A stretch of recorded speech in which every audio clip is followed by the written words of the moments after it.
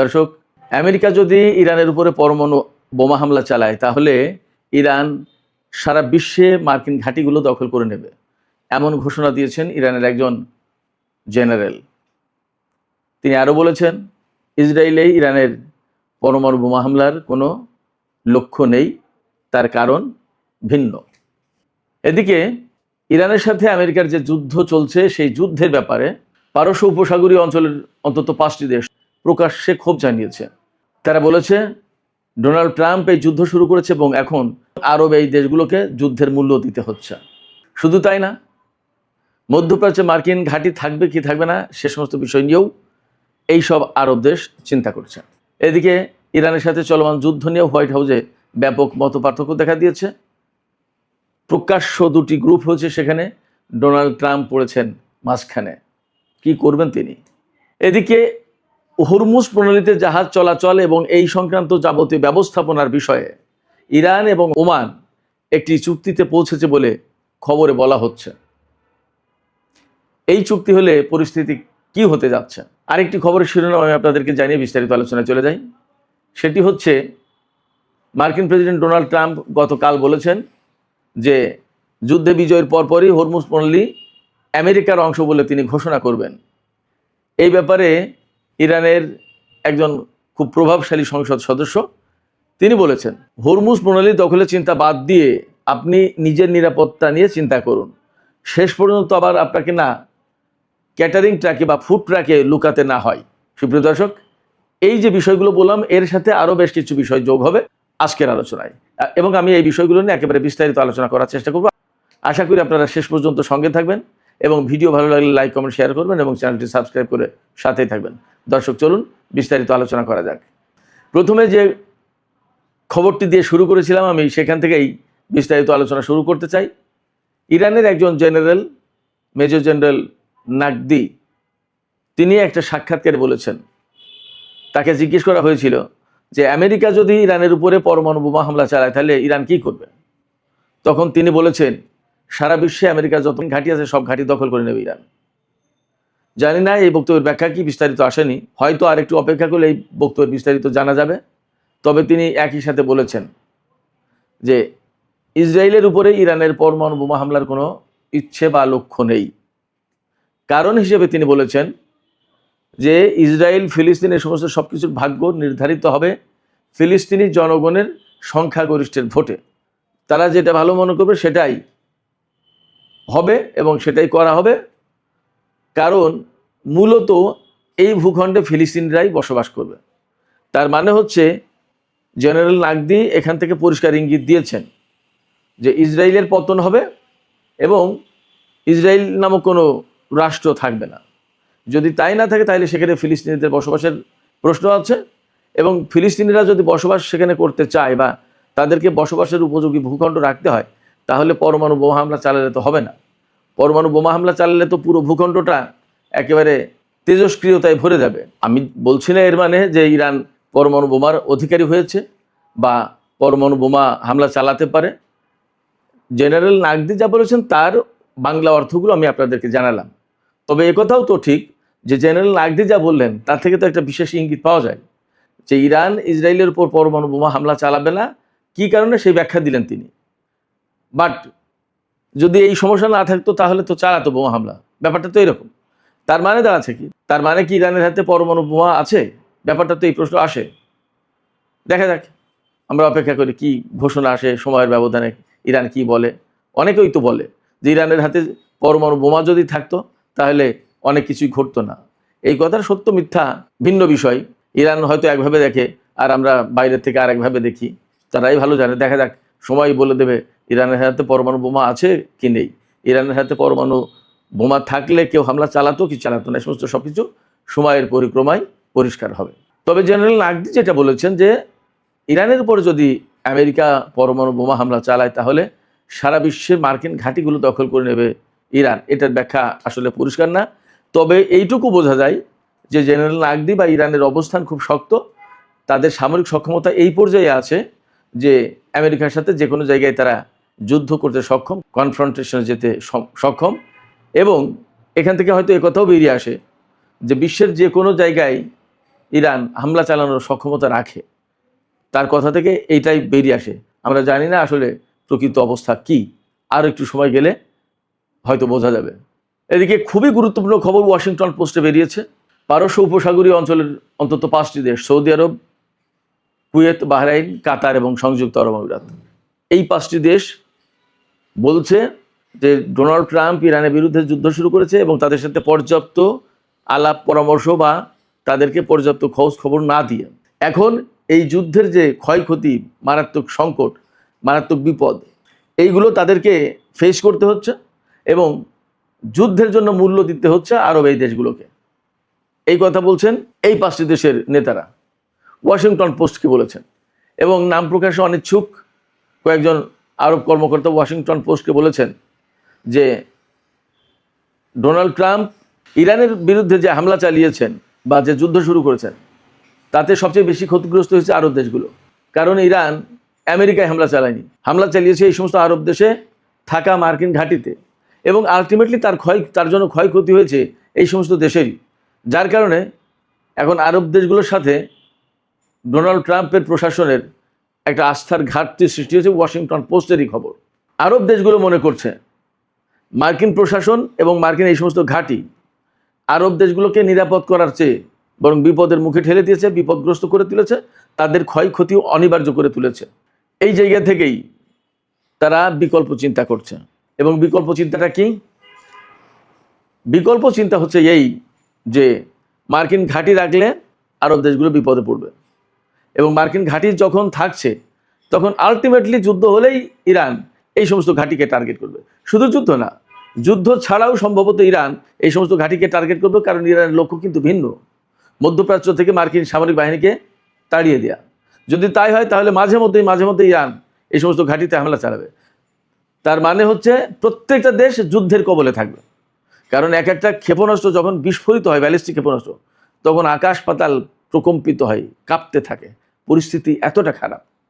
আপনারা শুনেছেন না যে ইরানের ক্ষেপণাস্ত্র হামলার কারণে প্রায় 750 যে সেনা আহত হয়েছে, তাদের ভেতরে ম্যাক্সিমামই ব্রেইন ইনজুরিতে ভুগছে।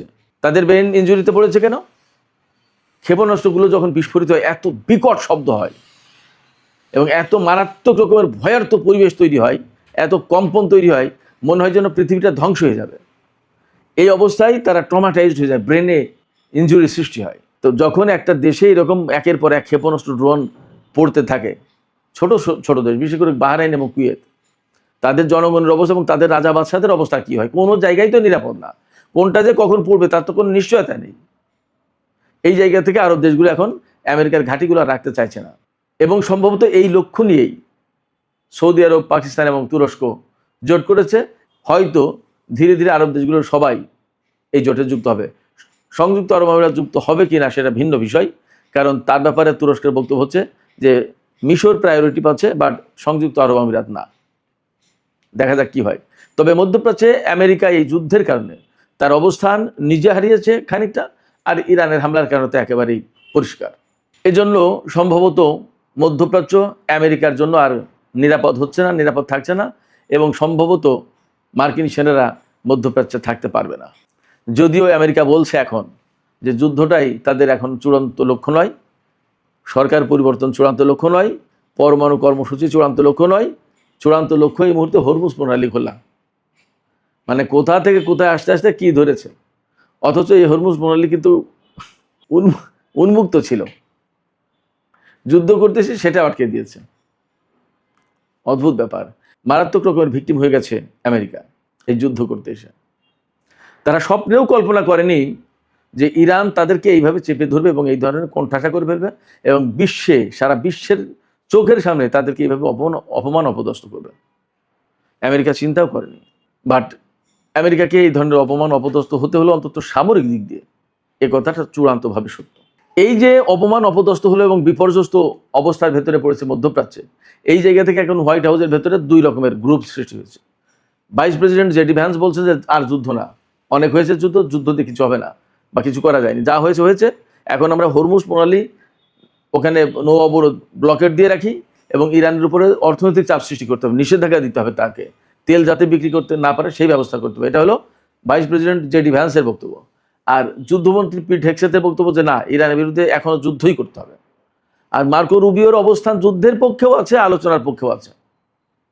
তার মানে মার্কো রুবিও বেসিক্যালি একটু যুদ্ধের পক্ষেই, আর ডোনাল্ড ট্রাম্প এই মাঝখানে কি করবে। তবে জেডি ভ্যান্সের মতোই তারও মতামত যে যুদ্ধ না করে এখন ওই ব্লকেড সৃষ্টি করা, ইরানের উপরে অর্থনৈতিক নিষেধাজ্ঞা আরোপ করা, তেল যাতে বিক্রি করতে না পারে সেই ব্যবস্থা করা, এইগুলো প্রাধান্য পাচ্ছে। কিন্তু এখানে আমি একটু বলি, আমেরিকা যদি ইরানের বিরুদ্ধে নিষেধাজ্ঞা দেয়, তেল বিক্রি যাতে করতে না পারে তার ব্যবস্থা করে, ব্লকেড দিয়ে রাখে হরমুজ প্রণালীতে, কিন্তু এগুলোতে কিছু করতে পারবে না। তো কারণ 47 বছর ধরেই তো আমেরিকা ইরানের উপরে হাজার হাজার নিষেধাজ্ঞা দিয়ে রেখেছে। শুধু নিষেধাজ্ঞা দেয়নি, ইরানের ভিতরে যে সমস্ত তেল বিক্রি করেছে তার অনেক সম্পদ আটকে রেখেছে, এবং তার তেলের উপর নিষেধাজ্ঞা তো দিয়ে রেখেছে।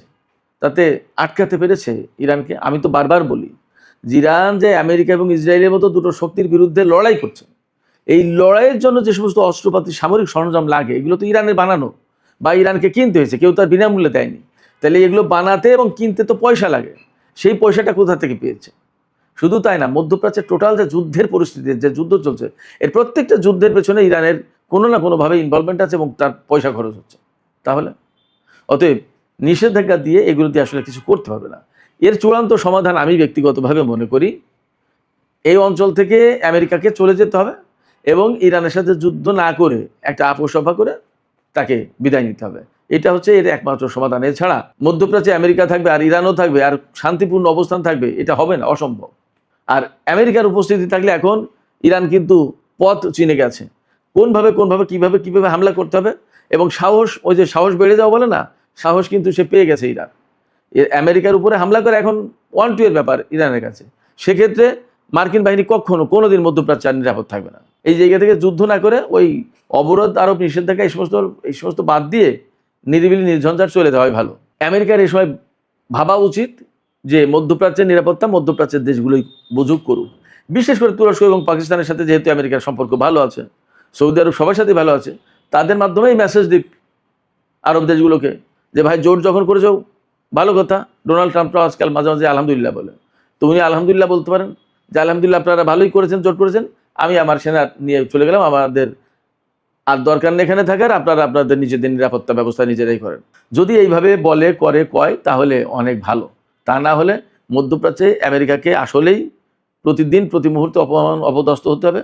মধ্যপ্রাচ্য কখনো শান্তিতে থাকবে না। বিগত 47 বছর ধরে যে শান্তিটুকু ছিল এখন তাও থাকবে না।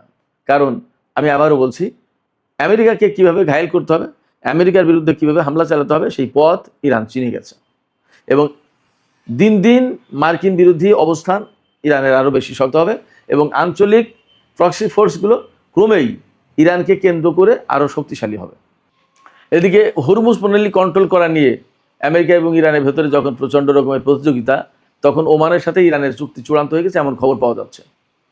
এই চুক্তি চূড়ান্ত হলে কি হচ্ছে, রুট নির্ধারিত হবে, কোন রুটে জাহাজ আসবে, কোন রুটে জাহাজ ঢুকবে। তবে সর্বশেষ খবর ছিল এইরকম যে ইরান এইটা পছন্দ করছে না, রুট একটাই হবে, যাওয়া আসা সোজা সাপটা একদিক দিয়েই, ওমানের উপকূল দিয়ে আর ইরানের উপকূল দিয়ে এইরকম না, যাওয়া আসা পরিষ্কার রুট থাকবে, একটা হোক দুটো হোক যাই হোক, কিন্তু ওইরকম ওমানের উপকূল দিয়ে গেলে ওমান ঠেকাতে পারবে না, সেইগুলো তখন ঝামেলা হবে।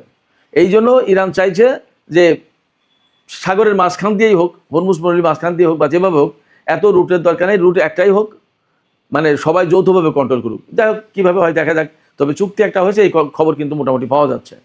যখন চুক্তি হয়েছে তখন আমেরিকার প্রশ্ন কিন্তু আরও গৌণ হয়ে গেল, কথা বলা যায়। ডোনাল্ড ট্রাম্প কিন্তু গত কালকে বলেছিলেন যে ইরানের সাথে যুদ্ধে বিজয়ের পরপরই হরমুজ প্রণালী আমেরিকার অংশ, এটা ঘোষণা করা হবে, কিন্তু তা সম্ভবত আর হচ্ছে না। এদিকে ইরানের জাতীয় নিরাপত্তা এবং পররাষ্ট্র নীতি বিষয়ক সংসদীয় কমিটির প্রধান ইব্রাহিম আজিজি তিনি বলেছেন যে ডোনাল্ড ট্রাম্প হরমুজ প্রণালী কন্ট্রোলের কথা চিন্তা করেন, হরমুজ প্রণালী তাদের অংশ বানানোর চিন্তা করেন, নেই তো। কিন্তু ডোনাল্ড ট্রাম্পকে নিজের নিরাপত্তা চিন্তা করাটা এই মুহূর্তে ভালো, হরমুজ নিয়ে মাথা ঘামানোর দরকার নেই, নিজের নিরাপত্তা নিয়ে চিন্তা করুক। কারণ হয়তো সময়ের পরিক্রমায় ডোনাল্ড ট্রাম্পকে আবার ফুড ট্রাকে লোকাতে হতে পারে। এই ফুড ট্রাকে লোকানোর কেন প্রশ্ন বলছেন তিনি? এই যে কয়েকদিন আগে তুরস্ক থেকে দেশে ফিরে যাওয়ার সময় ডোনাল্ড ট্রাম্প প্লেন বদলে একটা ক্যাটারিং ট্রাক, খাদ্যবাহী বিমান বদলে খাদ্যবাহী ট্রাক, তার ভেতরে উঠে আর একটা বিমানে উঠে অনেকটা পালিয়ে তুরস্ক থেকে আমেরিকার পথে রওনা হয়েছিলেন। এই কথা আমেরিকার গণমাধ্যমে পত্রপত্রিকায় প্রকাশ হয়েছে। সেই কথাকে উল্লেখ করে মূলত ইব্রাহিম আজিজি বললেন যে ডোনাল্ড ট্রাম্পকে হয়তো ফুড ট্র্যাকে লুকাতে হতে পারে, নিজের চিন্তা নিজে করেন, নিজের নিরাপত্তা নিজে দেখেন। এটা মূলত ডোনাল্ড ট্রাম্পকে এক ধরনের কটাক্ষ করা বা ব্যঙ্গ করা। সুপ্রিয় দর্শক, আর একটা বিষয় আলোচনা করে আমি এখনকার আলোচনা শেষ করব। সেটি হচ্ছে তুরস্ককে আমেরিকা ইউক্রেনে অস্ত্র সরবরাহ করার জন্য চাপ দিয়েছেন বা বলেছেন, বা যেভাবেই বলি না কেন আমরা, $28 কোটি অস্ত্র, এই অস্ত্রগুলো সরবরাহ করবে তুরস্ক। এই অস্ত্রের ভিতরে আর্মি ট্যাকটিক্যাল মিসাইল সিস্টেম যেটা, এগুলো তো থাকবে, এটা 70টা ক্ষেপণাস্ত্র থাকবে। এছাড়া আরও বিপুল পরিমাণে অস্ত্র, টোটাল দাম আসবে $28 কোটি। এই অস্ত্র তুরস্ক ইউক্রেনকে দেবে এবং এই ব্যাপারে মার্কিন প্রশাসন অনুমোদন দিচ্ছে তুরস্ককে। এই ব্যাপারে রাশিয়া হুঁশিয়ারি উচ্চারণ করেছে যে আমেরিকা এবং তুরস্ক যখন বলছে যে ইউক্রেন সংকটের সমাধানের জন্য তারা কাজ করছে, আর তখন এই দুই দেশ মিলে নতুন করে ইউক্রেনকে অস্ত্র দিচ্ছে, এটা একটা প্যান্ডোরার বাক্স খোলার মতো হচ্ছে। তুরস্ক এবং আমেরিকা যেন এই কাজটা না করে, বরং তাদের উচিত এই মুহূর্তে এই যুদ্ধের সমাপ্তি কি ঘটানো যায় সেই চেষ্টা করা। তা না করে যদি অস্ত্র দেয় এই দুই দেশ মিলে ইউক্রেনকে, তাহলে ওয়াশিংটন এবং আঙ্কারার উপরে যে আস্থা রাশিয়ার ছিল, সেই আস্থা নষ্ট হয়ে যাবে, সেই আস্থায় ঘাটতি সৃষ্টি হবে। এই বক্তব্যগুলো দিয়েছেন রাশিয়ার পররাষ্ট্র মন্ত্রণালয়ের মুখপাত্র মারিয়া জাখারোভা। তার মানে আমি সবসময় বলি যে এরদোগান আসলে কোন নীতি অনুসরণ করেন আমি জানি না, কিন্তু তার নীতিগুলো খুব যে লাকসই পছন্দ করার মতো তাও কিন্তু না। ইউক্রেনকে অস্ত্র দিচ্ছে রাশিয়ার বিরুদ্ধে, অথচ রাশিয়ার সাথে তুরস্কের অনেক সম্পর্ক। রাশিয়াই তাকে S-400 সরবরাহ করেছিল। যখন আমেরিকা তাকে F-35 বিমান দেয়নি, তখন রাশিয়া তুরস্ককে S-400 ক্ষেপণাস্ত্র প্রতিরক্ষা ব্যবস্থা দিয়েছিল। সেই জায়গায় তুরস্ক যদি এখন ইউক্রেনকে অস্ত্র সরবরাহ করে টাকার জন্য, তাহলে রাশিয়ার সাথে তার সম্পর্কটা কোথায় যায় এবং এই যুদ্ধের পরিস্থিতি কোথায় যায়, এগুলো ভাবার বিষয়। তুরস্ক আসলে আমি যা দেখলাম যে শুধুই নিজের পকেট ভরার চিন্তা করে। এই ধরনের নীতি বৈশ্বিক শান্তির জন্য মারাত্মক ক্ষতিকর। সুপ্রিয় দর্শক, এখনকার আলোচনা এখানে শেষ করতে চাই। শেষ করার আগে আপনাদের মতামত জানতে চাই, আপনারা কি ভাবছেন? আরব দেশগুলো যে বলছে এই যুদ্ধের জন্য তাদেরকে অনেক বেশি মূল্য দিতে হচ্ছে এবং তারা আমেরিকার উপর আর আস্থা রাখতে পারছে না এবং তারা ক্ষুব্ধ, এখন মার্কিন ঘাঁটিগুলো সরিয়ে নিতে হবে, এরকম বিষয় বিবেচনা করছে। আসলে আরব দেশগুলো কি শক্তভাবে আমেরিকাকে বলতে পারবে যে আপনাদের ঘাঁটি আপনারা সরিয়ে নিন? আপনাদের কি মনে হয়? আপনাদের মতামত জানিয়ে কমেন্টে লিখুন। আর ভিডিও ভালো লাগলে লাইক, কমেন্ট, শেয়ার করবেন এবং চ্যানেলটি সাবস্ক্রাইব করে সাথে থাকবেন। দর্শক, এখনকার আলোচনা এখানেই শেষ করছি। আপনারা সবাই অনেক অনেক ভালো থাকুন। আল্লাহ হাফেজ।